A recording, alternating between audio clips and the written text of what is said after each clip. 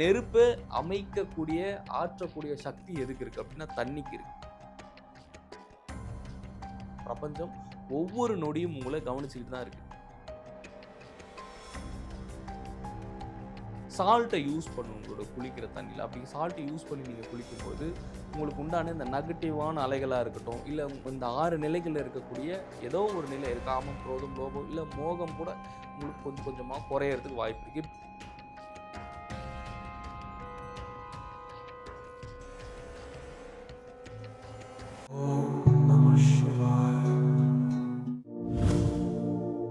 உங்கள் லைஃப்பில் நீங்கள் வீணாக உதவாமல் போகிறதுக்கு காரணம் என்னென்னா இந்த 6 விஷயங்கள் தான். இப்போ நான் சொல்ல போகிற இந்த 6 விஷயங்களை உங்களோட வாழ்க்கையில் நீங்கள் மாற்றிட்டீங்கன்னா, கொஞ்சம் கொஞ்சமாக அதுலேருந்து நீங்கள் மீண்டு வெளியே வந்துட்டீங்கன்னா, உங்களுடைய சூழ்நிலைகள் இருந்தும் சரி, உங்களுடைய எப்பேற்பட்ட துன்பமாக இருந்தாலும், நீங்கள் அடையக்கூடிய இலக்காக இருந்தாலுமே, எந்த விஷயமா இருந்தாலுமே அதில் நீங்கள் எளிமையாக முன்னேறி முன்னாடி போகலாம்.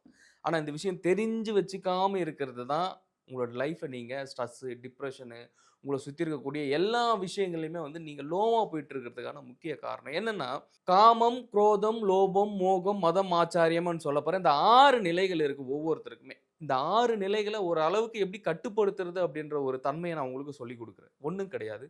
காலையில் எழுந்த உடனே கரெக்டாக ஒரு 4 மணிக்கெல்லாம் எழுந்துக்குங்க. இந்த 4 மணிக்கு எழுந்த உடனே கரெக்டாக என்ன பண்ணணும்னா, ஒரு 1½ டம்ளர் தண்ணியை ஃப்ரெஷ்ஷாக குடிக்கணும். அப்போ ஒவ்வொருத்தருமே இந்த தண்ணியை காலையில் குடிக்கும்போது உங்களுக்கு காலையில் பார்த்தீங்க அப்படின்னா அந்த காமமாக இருக்கட்டும், இல்லை அடுத்து நீங்கள் செய்யக்கூடிய செயல்களை கோபம் வராமல் இருக்கணும் அப்படின்னா, நீரினுடைய ஆற்றலும் நீரோட சக்தியை நீங்கள் ஒவ்வொருத்தரும் பயன்படுத்தும் போது எளிமையாக உங்களுடைய உடலுக்குள்ளார இருக்கிற அந்த உஷ்ணமாக இருக்கட்டும், உடலுக்குள்ளார இருக்கின்ற அந்த எழுகின்ற எண்ணலைகள் எல்லாமே அப்படியே அடங்க ஆரம்பிக்கும். ஏன்னா இந்த 6 நிலைகளுமே ஒரு நெருப்பு மாதிரின்னு வச்சுக்கோங்களேன். அப்போ நெருப்பு அமைக்கக்கூடிய ஆற்றக்கூடிய சக்தி எதுக்கு இருக்குது அப்படின்னா தண்ணிக்கு இருக்குது. ஸோ காலையில் எழுந்த உடனே நல்லா ஒரு 1½ டம்ளர் தண்ணியை குடிச்சிட்டு அப்படியே வெளியே வந்து பிரபஞ்சத்தை பாருங்க. வேற யாருக்கிட்டையும் காலையில பேசாதீங்க. ஏன்னா காலையில நீங்க என்ன செயலை செய்றீங்களோ, நீங்க என்ன விஷயத்தை ஸ்டார்ட் பண்றீங்களோ அப்படிதான் இந்த ஒரு நாள் அப்படின்றது உங்களுக்கு அமையும். சரிங்களா?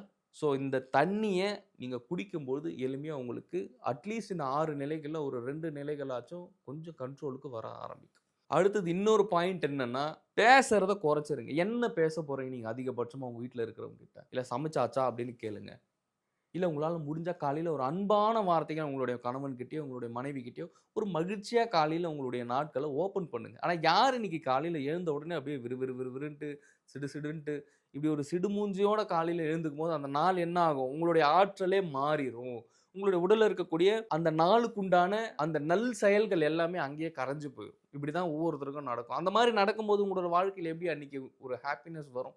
ஸோ காலையில் எழுந்த உடனே யாருக்கிட்டையும் பேசாதுங்க. அப்படி பேசணும்னு நீங்கள் நினச்சிங்கன்னா ஒரு ஹாப்பியாக அந்த டேவை வந்து நீங்கள் ஒவ்வொருத்தருமே ஸ்டார்ட் பண்ணுங்க. ஏன்னா பிரபஞ்சம் ஒவ்வொரு நொடியும் உங்களை கவனிச்சுக்கிட்டு தான் இருக்குது. நீங்கள் காலையில் எழுந்துக்கும் போது அவ்வளோ ஒரு மகிழ்வாக எழுந்துக்கணும் அப்படின்னா காலையில் அட்லீஸ்ட் ஒரு 10 நிமிஷமாவது முடிஞ்சால் ஒரு 5 நிமிஷம் கண்ணை மூடியாச்சும் உட்காந்துட்டு எழுந்ததுக்கப்புறம் உங்களுடைய செயல்களை ஆரம்பிங்க. அதுக்கப்புறம் என்னென்னா 3rd விஷயம், காலையில் நீங்கள் குளிக்கும்போது முடிஞ்சது ஒரு 1/4 ஸ்பூன் கொஞ்சம் சால்ட்டை யூஸ் பண்ணும் உங்களோட குளிக்கிற தண்ணியில். அப்படி சால்ட்டை யூஸ் பண்ணி நீங்கள் குளிக்கும்போது உங்களுக்கு உண்டான இந்த நெகட்டிவான அலைகளாக இருக்கட்டும், இல்லை இந்த 6 நிலைகளில் இருக்கக்கூடிய ஏதோ ஒரு நிலை, இது காமம், குரோதம், லோபம், இல்லை மோகம் கூட உங்களுக்கு கொஞ்சம் கொஞ்சமாக குறையறதுக்கு வாய்ப்பு இருக்குது. இப்படி உங்களுடைய இந்த 6 நிலைகளும் கண்ட்ரோலாக உங்களுக்குள்ளார இருக்கிற ஒரு பேராற்றல் வந்து விழிப்படைய ஆரம்பிக்கும். இதுதான் சித்தர்கள் செய்த மாபெரும் சூட்சுமம். அப்படி உங்களுடைய ஆன்மாவுடைய ஆற்றல் விழிச்சிருச்சுன்னா என்ன ஆகும்னா, கம்ப்ளீட்டாக நீங்கள் இந்த உலகத்தை தாண்டின விஷயங்கள்ல உங்களுடைய ஆன்மா வந்து கனெக்ட் ஆயிரும்.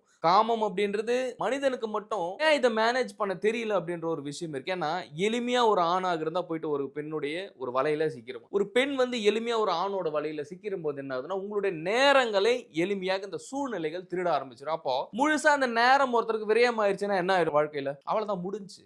ஏன்னா நீங்க ஒரு 100 வருஷமோ 200 வருஷமோ இங்க வாழ போறது கிடையாது. ஆனா வாழ போற இந்த 60 வருடமோ இல்லை 70 இவ்வளவுதான் மேக்சிமம். இப்ப இருக்கிற காலகட்டங்களில் பார்த்தா 50 வயசு ஆயுட்காலன்றது ரொம்ப பெருசா போச்சு. ஏன்னா உணவு முறைகள் அந்த மாதிரி பல்வேறான விஷயங்கள் வந்து இங்க நடந்துகிட்டு இருக்கு இல்லையா? ஸோ அப்போ இந்த நேரத்தை திருடக்கூடியது தான் எதுனா வந்து கர்மா அப்படின்னு சொல்லப்படுற இந்த வினைகள். இதுல சுழற்சியில மாட்டிக்கிட்டு தான் பல பேர் என்ன பண்றீங்கன்னா, உங்களுடைய நேரத்தை விரயம் செய்து விட்டு வாழ்க்கையில் அடுத்தடுத்த கட்டத்திற்கு போக முடியாம தவிச்சுக்கிட்டு இருக்கீங்க. ஆமாவா இல்லையா? ஒவ்வொருத்தருடைய மனசாட்சி தொட்டு சொல்லுங்க பார்ப்போம்.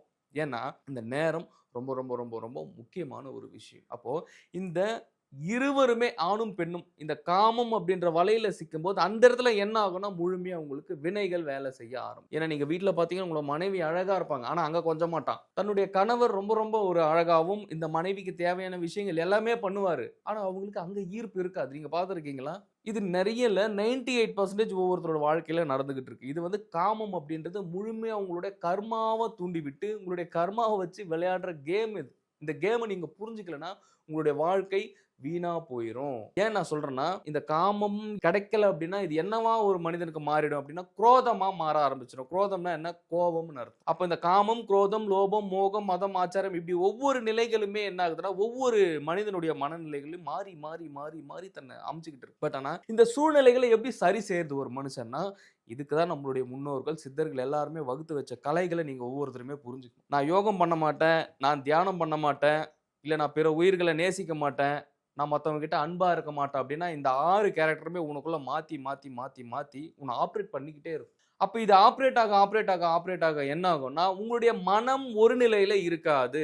அப்ப ஒரு மனம் ஒரு நிலையில இருக்கும்போது தான் உங்களுடைய இலக்குகள நோக்கி நீங்க அடைய முடியும். அப்ப மனம் ஒருநிலைப்படும்போது தானே பிரபஞ்சம் உங்களுக்கு என்ன தேவையோ அது குடுக்க முடியும் எளிமையா. ஆனா நான் ஒருநிலைப்படுத்த மாட்டேன். நான் ஒண்ணா இருக்க மாட்டேன். என்னுடைய மனம் சொல்ற பேச்சுன்றத தாண்டி என்னுடைய மனம் ஒருநிலைப்படுத்த நான் தயாராவே இல்ல. நான் அப்படியே அவுத்து விட்ட மாடு மாரி இங்க இருக்கிற எல்லா திசையிலயும் நான் சுத்துவேன் அப்படின்னா, எங்கிருந்து உங்க வாழ்க்கை மாறும்? எங்க ஒரு ஞான சிந்தனை உங்களுக்குள்ள ஏற்படும்? எங்கிருந்து உங்களுடைய வாழ்க்கைய நீங்க அடுத்தடுத்த கட்டத்துக்கு கொண்டு போக முடியும்? அப்போ ஒரு மனிதனாக இருந்தாலும் சரி, ஒரு பெண்ணாக இருந்தாலும் சரி, இந்த மனதை கையாளக்கூடிய ஒரு வித்தையை தெரிந்து வைத்துக் கொண்டிருக்க வேண்டும். இதுதான் சித்தர்கள், யோகியர்கள் இன்றளவும் தன்னுடைய கட்டுக்கோப்பில் தன்னுடைய மனதை வைத்துக்கொண்டு, தன்னுடைய மனதை கடந்த ஒரு பேராற்றல், ஒரு பெரும் சூட்சுமத்துக்கு போகக்கூடிய ஒரு வல்லமையும், சக்தியும் நீங்க தெரிஞ்சுக்கணும். ஏன்னா, நீங்க உடல் அளவிலே இங்க இருக்கிற ஒரு சில விஷயங்கள்ல, ஒரு சில செயல்கள நீங்க போய் ஊடுருவுறீங்களே தவிர, யாருமே தன்னுடைய மனதை கடந்த நிலையில ஒரு பேராற்றலும், ஒரு பெரும் ஒரு ஞானம் என்கின்ற ஒரு பெரும் இறை அருளை யாரும் பெறதுக்கு இங்க தயாரா இருக்கிறதில்ல.